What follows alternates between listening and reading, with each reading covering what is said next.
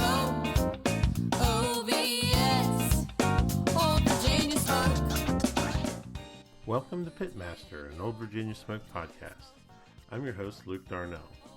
This week we get into it with the one and only Tim Scheer with Shake and Bake BBQ, also the proprietor of Blues Hog Barbecue and Gateway Drums. Tim is one of the best cooks in the world and is known as a world-class finisher and just an overall great fella. There's some great tips in here, and it's a pretty fun listen. So please join me in welcoming the tallest man in barbecue, Tim Scheer. We're here with Tim Scheer from Shake and Bake BBQ, also with Blues Hog and Gateway Drums. He's kind of like that beer guy, you know, the man of the world in barbecue. How you doing, buddy? I'm doing pretty good until that intro. Well, you've been around barbecue for quite some time. You were one of the first people that I met in the Midwest, and it was just kind of weird how we met. I don't even know if you remember this, but it was the last Royal at the Hale Center in Kansas City. Now, how was I supposed to remember that? Yeah, I know. And we happened to sit next to you at awards. Oh, no. I was like, I me up.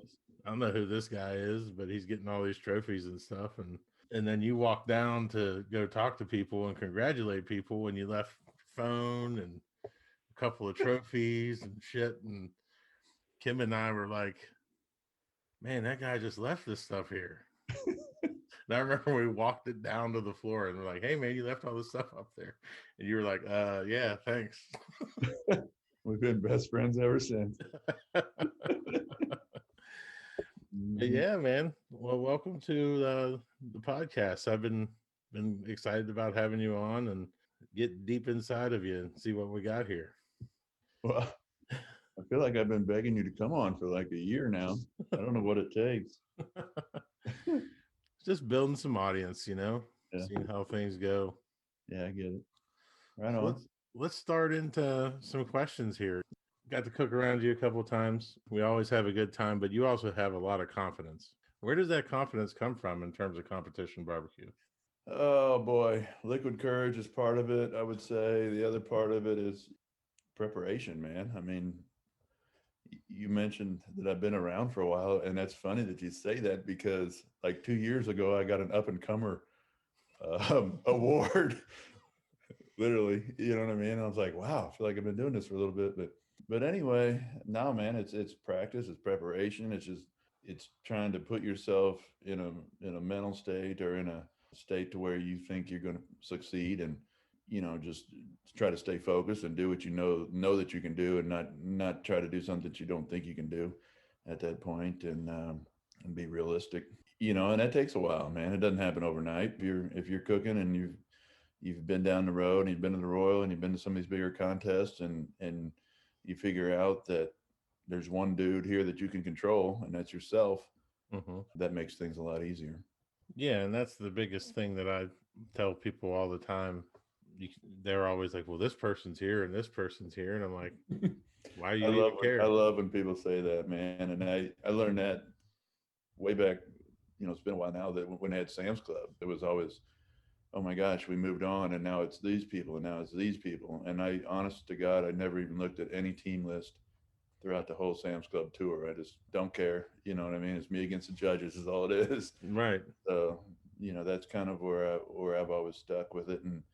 And I think that takes out a huge portion of the mind game if you can get over that hump. Right. And I got to see some of that this weekend when, you know, Brad showed up in North Carolina and people were like, can you believe he's here? And I'm like, well, beat his ass. You know, like, yeah. Who cares that he's here? And then he torched all of us. His wife didn't. So you've also had some interesting things that you've done outside of barbecue.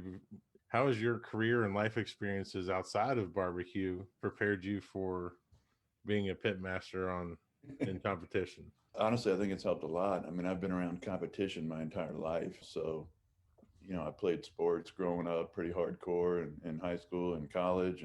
And the biggest thing with that is it just teaches you, you know, that competitive edge.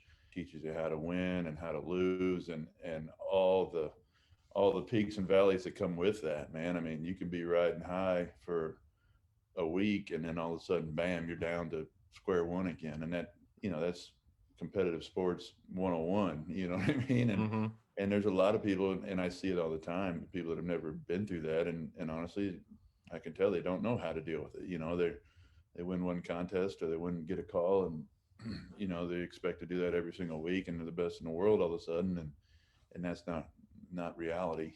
So I think a lot of that has prepared me really well for, and that's one of the reasons why I still like to compete at barbecue, at honestly everything I do. It's basically ends up being a competition in some sort of way. But I mean, it's just a lot of life lessons you can learn in that. And then getting into business is the same thing. Being persistent and not giving up, and staying focused on what you're doing, and not letting what people may say. I live in a small town. I mean, people talk about me more than they talk about themselves. I mean, it's one of them things where it's what I deal with, and I've just learned to block it out and focus again on the dude I can control, and that's about it. That's a great advice and great way to attack it. I mean, I play competitive sports the same way, and Yeah. when I found this, I was like, "Ooh, Yeah. You can be old and out of shape and still compete. I That's the don't best need part about knees it. for this. This will be okay." Yeah, exactly. Yeah, I know. Yeah, I've been through every injury you could ever have, and I try not to move too quickly anymore. So never know. Right, right. You never know when you got to. Yeah. We'd like to talk a lot in barbecue about successes and things that we've won and stuff like that. I like to talk about failures and things that have happened in a competition that maybe were learning experiences. Do you have a favorite failure or anything that's happened? Yeah, yeah, I've got some, and you brought it up earlier. Probably it was at that American Royal where you met me at. The funny thing is that the day before in the Invitational, there's whatever 150 teams, whatever it was back then, and I think we finished 85th or whatever, something I wasn't happy with at all. I'd call it one of my bigger failures at a big competition, and stuff, and probably didn't handle the night after very well either. So, so the next day I wake up and things aren't going as smoothly as they probably should have been. But anyway, the bottom line is we turned in 4 boxes and gave ourselves a chance and ended up winning first place brisket and got a pork call, I believe, and fourth overall out of 500 teams, whatever it was back then, maybe 600 back then, but Mhm. and got to sit right in front of you. So it's one of those things. It's not giving up. It's staying focused. It's even on a cook, if you want to really simplify it on a category, things are not go well every single time. You're going to make a mistake. You're going to you're going to screw up. And my biggest thing is it's not over until you turn it in or the judge gets it wrong even, so Right. sometimes you try to fix it as best you can and hope somebody misses it and you slide by. So I always keep hope alive and don't give up till they announce that last call. I mean, that's the way I look at it all the time. You bring up a great point in that I find your adaptability on the fly to be probably a superpower. And if you'll permit me a story, one of my favorite one of Awesome. my favorite failures is the coming Georgia double. Hmm. I had Let's not get into too many details of the story, please. had needless to say, you got up late, Right. and still had 15-hour drive home. White smoked it out of there after turn-ins and won the contest. But there's also lots of stories out there about your finishing. Let's dive into that a little bit. What's going on in your mind during that last 5 minutes before that box goes? A lot of things, but what's going on is I need to make this the best I can possibly make it until I have to turn it in. So finishing starts to me as soon as I shut the previous lid or whatever. I'm immediately on to the next one. So I need to get things out. I need to survey the tenderness. I need to see what I'm looking at. I need to taste it. And that's one of the great things I love about having a drum handy. I usually have one rolling at 400 degrees or whatever, and maybe one at 300, just in case something's off or on. So, I've got 20, 30 minutes between turn-ins, right? So I've got a lot of time in the drum world. So that it starts right there, really. I mean, if something's under tender, I'm going to get it tender. If Hmm. something's over, I'm going to try to cool it down. I'm going to try to put liquid on it, whatever I can do to change the texture and the moisture level. And then it goes into taste and flavor and the texture of your sauce and how much smoke you have on and your flavor level. So, and honestly, that's we did 43 contests in one year, okay, a couple of years ago, and every single contest I learned something new, right? So, and it might be just a tiny thing, and I try to somehow try to bank all those memories and try to use them when the time is right. Even not at contests, there might be days and during the week, and I think, oh man, I'm thinking of a flavor, and I'll go back in the kitchen here and put that flavor together and just see what I think of it. What's the flavor for? I don't know. Maybe sometime I'll use it on brisket or ribs or whatever it is. You know what I mean? It's one of those things where I just try to, I really try to build a memory of what I can do when I need to. And then the hard part is to try to decipher what it needs. And Hmm. that's when I taste, and that's when, I let other people taste. I might, when they take a bite of something, I'm looking at them, I'm studying them, and I mean, I want their first authentic reaction before they even say a word. And that tells me more than anything. I can see what the bite looks like. I can see what kind of what they're thinking before they say it. And it's one of those things that I feel like yes, I think it's a little bit of a God-given ability with senses and smell and taste and everything, but I think it's really a lot of practice and repetition and just not giving up on it until you absolutely have to. And that's kind of what I do. I mean, if something comes out, I sliced it and it's bad, I'm not going to sit there and pout about it for 20 minutes and then turn it in. Let's fix it. I'm in desperation mode, man. I'm going to do anything I can to try to make it just a little bit better or the best I can to try to say, maybe it brings you from 35th to 25th, or maybe it brings you from 25th to top 10. I mean, it doesn't really matter. It's what you can make the most out of it, and I think that's how you become more consistent overall, because obviously every cook does not go perfectly, and Yeah. meat doesn't get cooked, the way you want it, or you over seasoned, or you tried a new injection, or whatever it is. Kind of up to you to decipher that at the end. And the judges don't know how you got there. All they know is what they taste right when they taste it. So if you can figure out a way to make it presentable, then have at it. Right. And I think you touched on a couple of things there that really, I think when people are trying to learn, and I've taken your class and I've heard you say it, practice. You gotta. I mean, that's the only way you're going to get better. Yeah. You got to cook a bunch of meat and Mhm. learn what's going to go wrong and how to take care of it.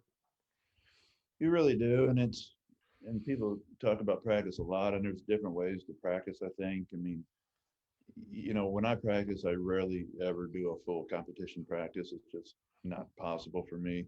Hmm. Uh, Too many things going on, and I never am able to focus at home on a full cook. So it would more or less, I'd be practicing a tenderness technique or a flavor technique, or try to narrow it down to one or two techniques at a time, and Hmm. then put them together. Kind of build those. There's several instances that come to mind. Whether it's wrapping with butcher paper or foil, or hanging or laying your ribs. I mean, there's so many things. I try to narrow it down and focus on one thing at a time, and just then put the pieces of the puzzle together. Because for me to do a full competition cook at home is just not realistic in my world. No. There's too many variables. So anyway, Right. that's what works for me. Yeah. Let's switch gears a little bit and get into stuff. People like barbecue stuff, man. What's one of the most worthwhile investments that you've made in competition barbecue? Number one, I think if you're giving a competition a class, that's like skipping a few laps, man. I mean, just take a class, swallow your pride, see how other people do it. And even before that, it was friendships, going to a cook off and just browsing around and saying hi to people. And believe it or not, most barbecue guys, especially back when I started, they welcomed you in, and they're very proud of themselves. So a lot of times they're so proud that they spill their secrets to you. So pay attention, man. That's free advice. Don't be too proud of yourself to not listen. So Right. I've kind of been one of those guys that pretty good at acting dumb, probably a little too good, but go in there and ask a question and listen, and learn and look what they're doing. If they want to talk, talk. If not, leave them alone. You know what I mean? So you'll find the ones that, that are helpful, and usually those are probably the most successful ones. It's kind of what I've done, and did it back before I even competed. I mean, my buddy Jeff Brinker. I mean, everybody knows him in the barbecue world. He was cooking barbecue down here at the gas station on the weekends, and hell, I'd go down there and buy a sandwich and sit there for an hour, Yeah. and listen. You know what I mean? And it was fun and it was helpful and got me off on the right foot. Classes have definitely changed the playing field. It's Yeah. a lot of people have complained that, oh, now anybody can win and it's all about the judging. I disagree with that. I think it's because classes have really leveled out the field a lot. Well, and there's so much more information even on the internet or on YouTube. I mean, when I started, it was the Barbecue Brethren. You're lucky to sucker a stray comment out of there or something like that. But Yeah. uh, and there was maybe one or two guys posting some videos or something back then. But now you can find pretty much everything you need either at a class or online. And honestly, I mean, Brad and I give more classes than anybody probably, and guess who's still winning? Brad. Brad, we're still pretty tough when we go to the contest. You know what I mean? And that comes down to how bad do you want it, how much dedication, and how much practice, and how consistent are you really going to be? And that's why those type of people could go anywhere and have to win any given time. So it's tough, man. But it's honestly it's nothing but hard work. To be honest with you. I mean, Yep. you can bitch about the judges all you want. I don't really care about the judges, man. I want to cook the best I can cook, and I want to make any knucklehead in the world think it's good. Yep. So I don't care who judges. That's right. We've talked about expensive investments like a class. Do you have anything that you've bought for under $100 that's most positively impacted your In barbecue barbecue? life? No, not in barbecue. Jar of Blues Hog. That'd be about it. I'll tell you right now. I remember the first time I ever tried it, and I didn't even know it was Blues Hog. That's what's funny about it. My first KCBS contest, I had a dude from Jeff City cooking next to me, and a really good guy, and he was felt sorry for me and was helping me out and everything, and I let him taste my sauce, and he let me taste his, and I just straight up looked at him like, "What the hell is that?" And he's like, "Oh yeah, my wife makes it. My wife makes it." I'm sitting there like, "Well, your wife needs to make me some," It's like, but yeah, about a year later, I figured out, oh, that was Blues Hog, straight out of the jar. Right. It's like, there it is. There's that flavor I tasted a year ago. But anyway, it's just stuff like that. But I don't know. There's a million tools or gadgets you can buy right now, but under $100 in barbecue probably doesn't get you much. Not really. A lot of people say Thermapen, even though I put in there can't say You told me not to say that, so Do you use a lot of technology in your cook or no? no, I really don't. I'm not a and people know this from taking my class or whatever, but I'm not a gadget guy. I'm a senses guy, and Yep. and God gave us some of the best gadgets you can buy, and that's your nose and your mouth and your ears and your eyes, and that's what I do. I try to look at the meat. I try to listen to the sound of on the drum of the meat dripping on the coals. I look at the smoke velocity and the color and the smell coming out of the exhaust, and that tells me more than any gadget will ever tell me. So, and it also teaches me to pay attention to my cook more. That's just the way and that's what I love about the drum cooker, man. I mean, that's how I learned that really, It's it's not a beeper beeping at you that tells you to do something. It's the smoke smell or the color, or the sound you're getting off your drippings. I mean, that's what tells you what to do. So, that makes it more enjoyable. It's to me, it's a little more, pure, if you will. But yeah. it's stuff like that to me makes it fun and makes it more of a process. I'm not very good at being told what to do. My wife knows that. So if I can try to tell myself what to do, it usually goes over better. And I 100% agree with you. In terms of the drum, and this is something I just recently started using it in competition, using one. I absolutely have a blast cooking on it.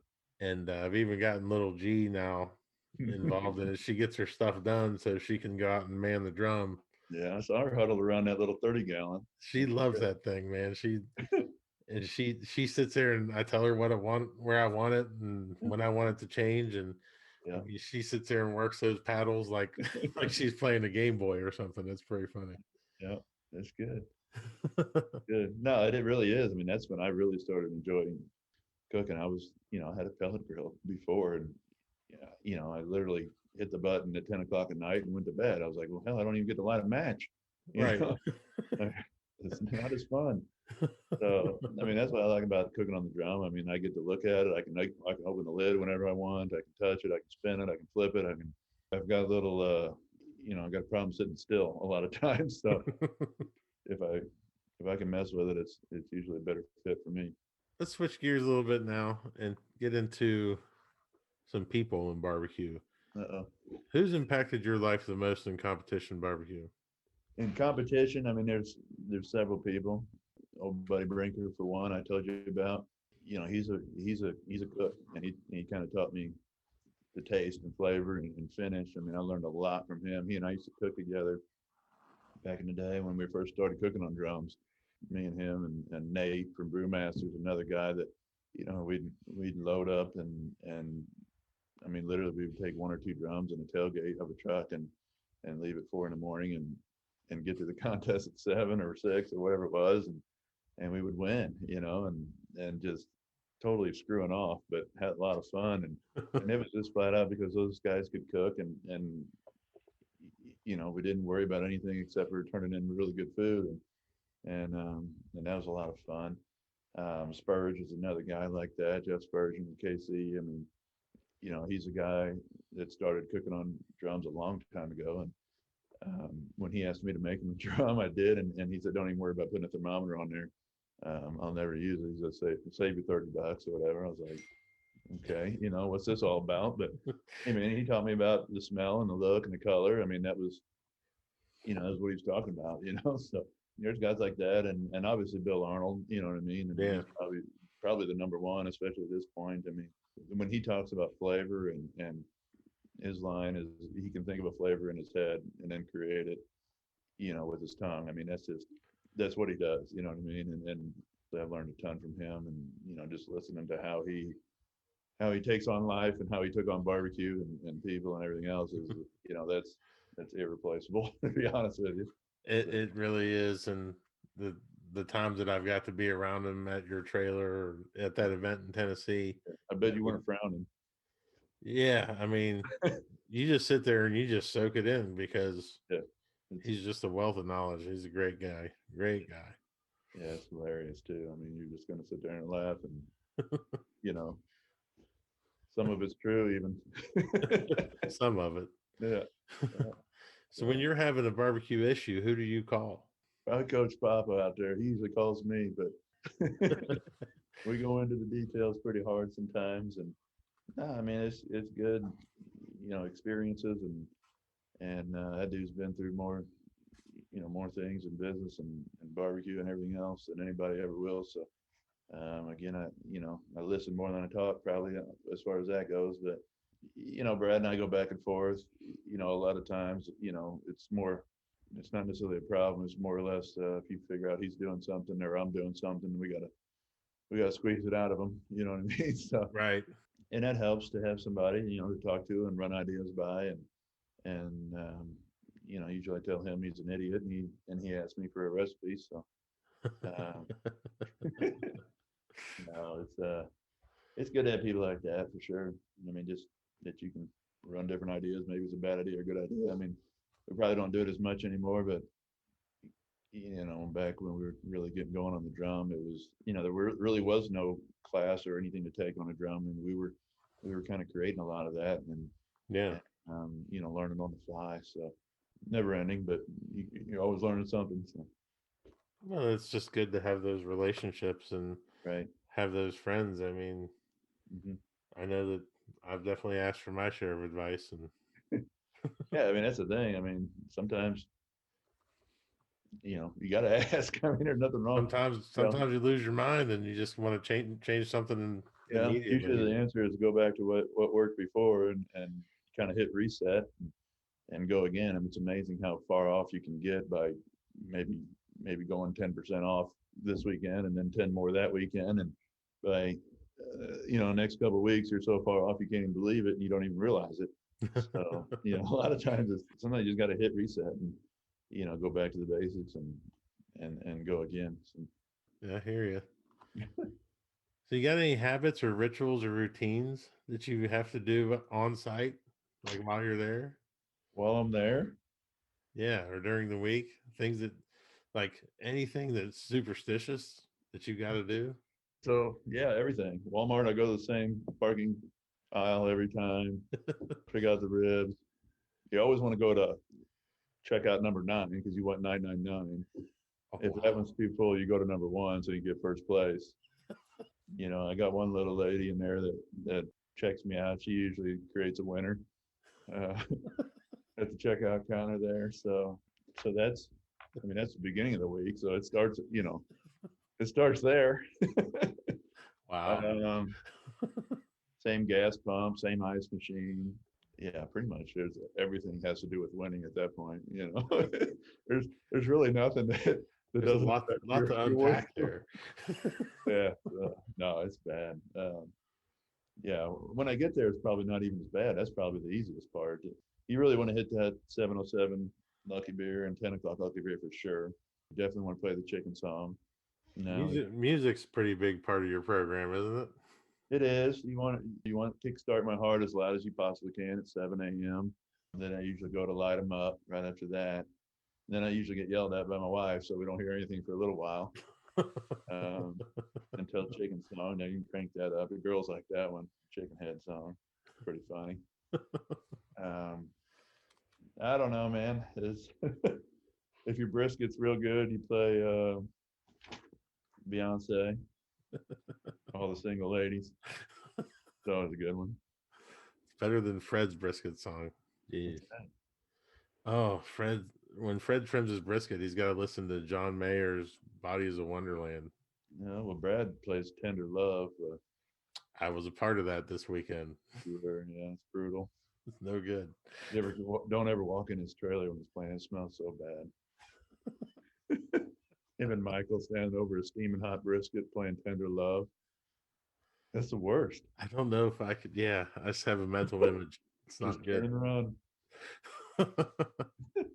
So your week is pretty standard then for a competition week. You do the same thing, same day. Yeah, I used to when I was doing it a lot. You had to really. I mean, it was get back, get the stuff cleaned, and I'm not gonna lie, I had a lot of people here that would help me.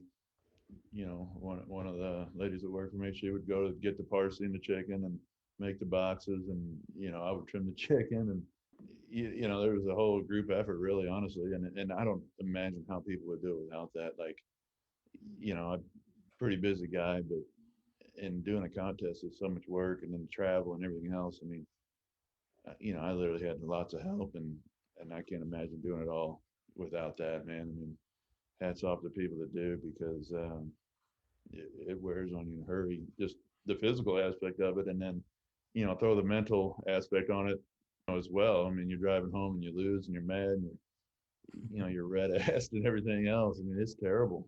And then to pick it up again on Monday and start all over. I mean, it takes a lot, but It does, it's man. one of those things you get in your groove and you get hungry for it, I guess, and go for it.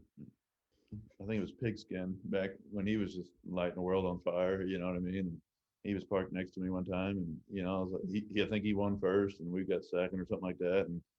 And I went over to high five him, congratulations, whatever. And he, he's like, "Yep, on to the next." I was like, he didn't even have to enjoy it for 2 seconds. You know what I mean? I was like, golly, But that's just the way it is, man. It's you're only as good as you are that day, I guess. So Especially when you get into those grinds of cooking, yeah, 10 weeks in a row.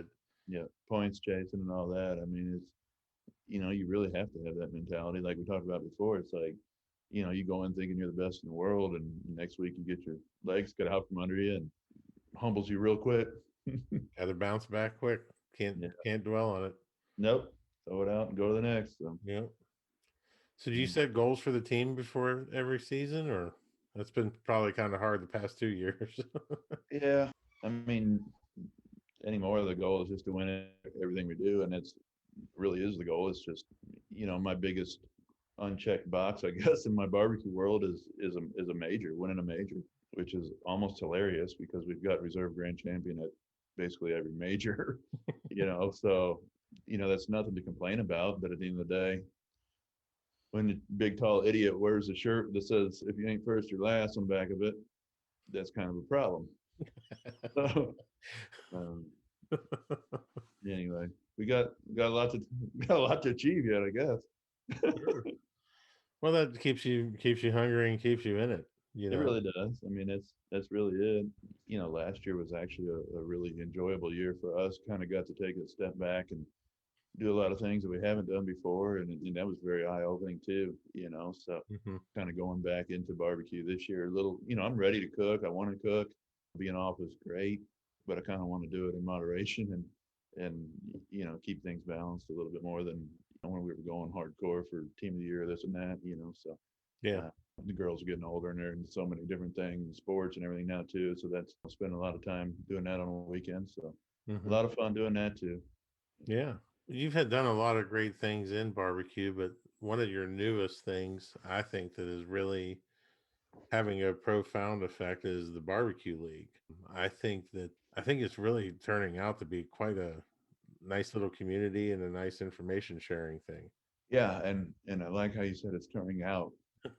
You know, I would say like anything, we stumbled getting going a little bit, and I think we always had the right idea, which is and still is to promote barbecue and spread the enjoyment and the love and passion that we had for it, to more and more people. We started out with a kind of a reality based show, which I think is the right idea, really, and gives people the entertainment value and the inside scoop of what we do every weekend. Um, that's super expensive to produce and to film and everything else. So I'm sure we'll get back to that as we can grow. But Hmm. the main thing is, like you said, just building the community and the camaraderie and kind of what barbecue was really all about. And we share a lot of knowledge on there, man. It's crazy how much we share on there, and everybody really that chips in, and a lot of the top pit masters in the world have been very good and easy to work with. Just to spread the love and get people excited about it and show people that they can do it, whether it's at home, in the backyard or at a competition or whatever it is. I mean, you're always at a certain level and you can always get better, basically. So we're trying to push that and provide discounts and benefits and inside tips and tricks, and just kind of lower the learning curve, because honestly barbecue's been super good to us, myself and Brad as well. I mean, he's we both went from weekend warriors 2 or 3 times a year. Now he's got multiple restaurants, and we have barbecue businesses, and it's taken us both around the world as far as travel and making friends and everything else. And if people can experience some of that, I mean, I think it's great. We're super grateful for all that, because without barbecue, I don't, I'd be digging holes every day, landscaping. Yeah, it's great when you're at a competition and and someone says, "Hey, I've watched your video." I had somebody say it Right. this weekend to me, like, "Hey, Yeah. I watched that chicken trimming video 3 times this week before I trimmed chicken. I just wanted to thank you." Yeah. Yeah. It's crazy. And then that guy won chicken on day 2, and it's like, Yeah. man, that's fantastic. It makes Yeah. you feel good that somebody got something from you. And I Mhm. just wanted to thank you and Brad both for that. It's just great to watch happen, because I think that when Well, we we talk appreciate about, you doing the videos and yeah, I mean, I just think you when we broke up talk there. What about happened? Right. what's missing from competition barbecue, I think the barbecue league is trying to bring that back a little bit.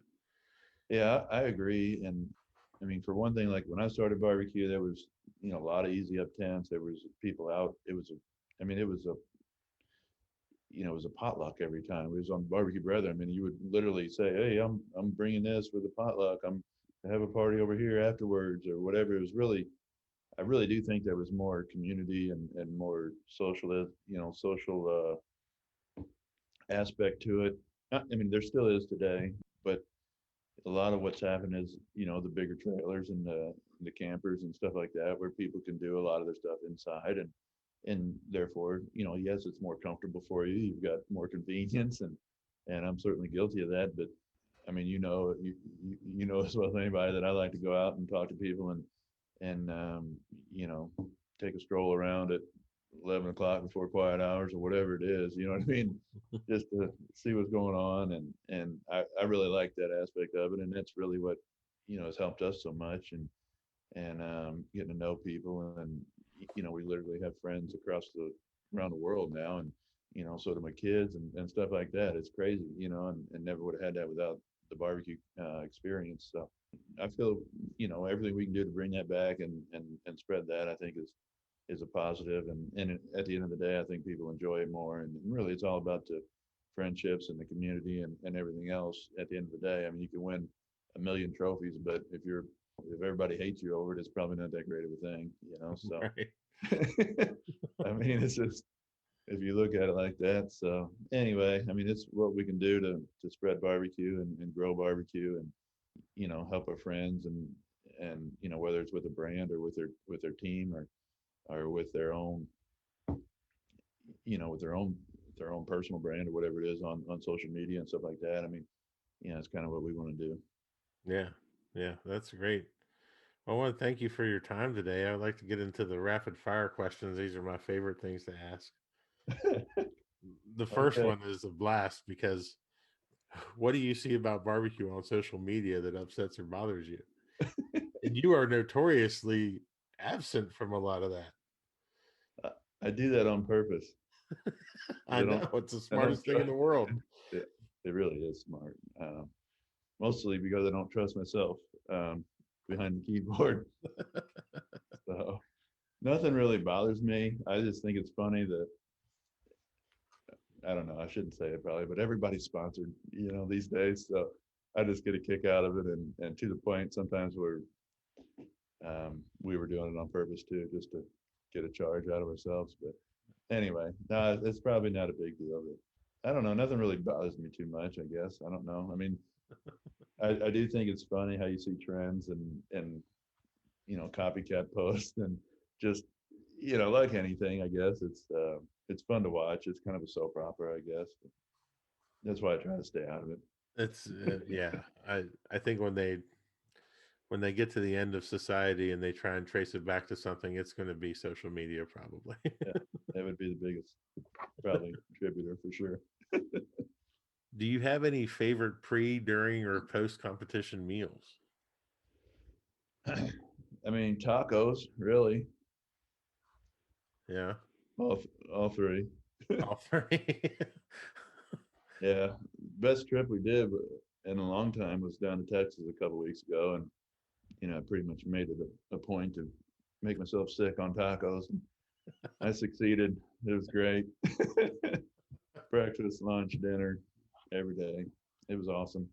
That's one state OVS hasn't checked off the list. We need to get Oh them. my God! And I've been very. That was my point this year, was to get to Texas more. You know what I mean? Because of all the barbecue places I've ever been to, around the world, and you would think Texas would be one of the top ones, and I've been slacking down there. So um, we went down to Wharton, Texas, and I did the IBCA contest, which is not what I'm used to doing. KCBS is normal, but it was tons of fun, and that was when you talk about the camaraderie and stuff. Taco buffet bar the night before the contest. Breakfast taco somebody's bringing over in the morning. We get done the next day, and went to Burnt Bean and Valentina's for more tacos, and I was like, all right, this is good. So it was definitely worth it, and it met every expectation I had. So that was cool. Tacos. Tacos are your happy place. That's right. One of them. Do you have a favorite present that you like to give to people? Not really. Like No. maybe a T-shirt, or I like to give you a big Lukey Bear hug. Uh, I don't know. I don't know. Do I? Am I missing something here? No, it's just a question I ask. Yeah. No. I buy people underwear. That's what I Yeah, you do. I know. It's the best underwear I ever wore too. do. If you could have a gigantic billboard anywhere with anything on it, getting a message out to millions or billions, what would it say? Millions and millions. Yeah, So like a slogan or a picture or what? it could be anything you want it to be. I'd probably have T Mac in a plaid skirt, or what's it called? A kilt or Kilt. kilt. T Mac in a kilt with a big thumbs up and a beer, mug of beer. And I would have him toasting, saying cook with love and never with rage. That would be awesome. That'd be good. Yeah. Yeah. I'm glad you didn't go Darren on me and say eat at Smoky D's or buy Blues Hog though. That's good. No, T Mac with a kilt. We need to make that happen somehow. We need that. That really needs to be a billboard, doesn't it? It does. Right up there in Wisconsin. Right at there the at border. end. Right there at the end. Yeah. Before you hit the water. Thumbs up. Oh my. So last question. All right. You got an unusual habit or an absurd thing that you love? I got a bunch of them. Besides Oh, God. tacos? What? Besides tacos? That's not really absurd. No, I'm into goofy stuff, man. Like tractor pulling and mowing my lawn and showing pigs and I don't know, just stupid stuff like that. You still do that? You still show pigs? No, my kids do. They But- do? I'm more competitive at it than they are, but you know. I would like to go to a pig showing competition. Pig show and a tractor pull. I'm the MC at the local county fair. That gets Really? pretty wild. That's worth coming to see. Guarantee that. I need to put that on my bucket list. Oh my God, that is out of control. I'm not allowed to bring my DJ system anymore though. That was a one and done. That's unfortunate. I know it is. Oh, it's a lot of fun. Well, Tim, thank you for being on. Is there any partners or anything that you'd like to mention on the way out, or tell people where they can find your stuff online? I think everyone pretty much knows where to find it. Well, I want to thank you, Big Lukey Bear, for having me on. And it took a while. I know you had to run down your list. No. Glad I made it. Other than that, I mean, you can find us at blueshog.com and gatewaydrumsmokers.com.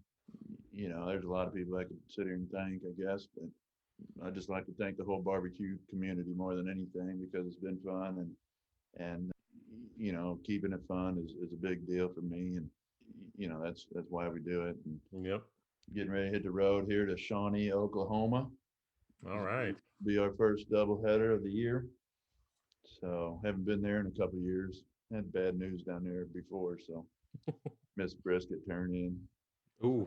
Got a little redemption down there, I guess. We'll try to work on. But other than that, we're looking forward to seeing everybody and get over this COVID bull crap and get on with our lives. So Absolutely. hope it all works.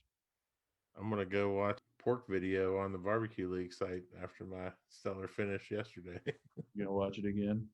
I am. Do you get unlimited rewatches on there? I hope. Yeah. Well, come on out to class this weekend if you're not doing anything else. Bring little G.